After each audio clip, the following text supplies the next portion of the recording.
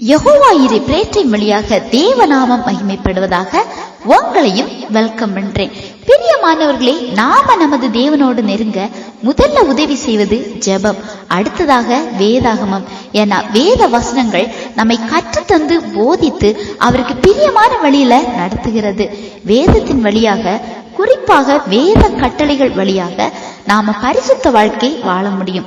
எனவே வேத கட்டளைகள் கண்டிப்பாக கை கொள்ளப்படணும். ஆனா இதுல முக்கியமான நமது தவறை நாம இவற்றுக்கு முக்கியத்துவம் கொடுக்காம கை கொள்ளாமல் இருப்பதுதான்.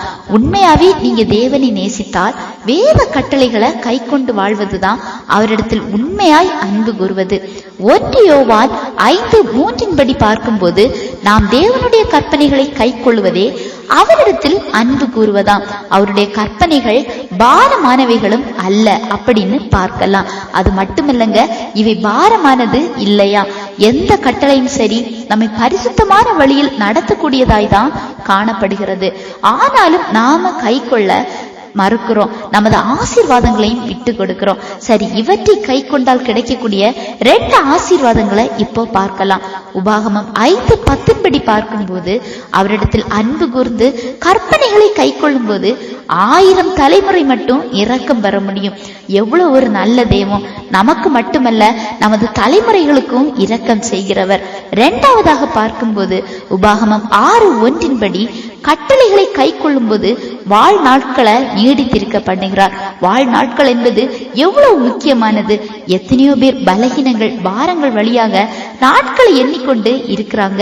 அவங்கள பார்க்கும்போது ஆண்டவர் நமக்கு தந்திருக்கிற ஒவ்வொரு நாட்களுமே விலையேற பெற்றது.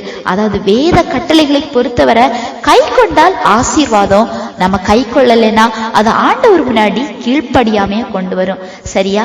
இன்றைய தினம் 2 காரியங்களை பார்த்தோம். வேத கட்டளைகளை கை கொள்ளும் போது அவை நமது தலைமுறைகளுக்கு ஆண்டவர் இரக்கம் செய்கிறவராய் காணப்படுகிறார்.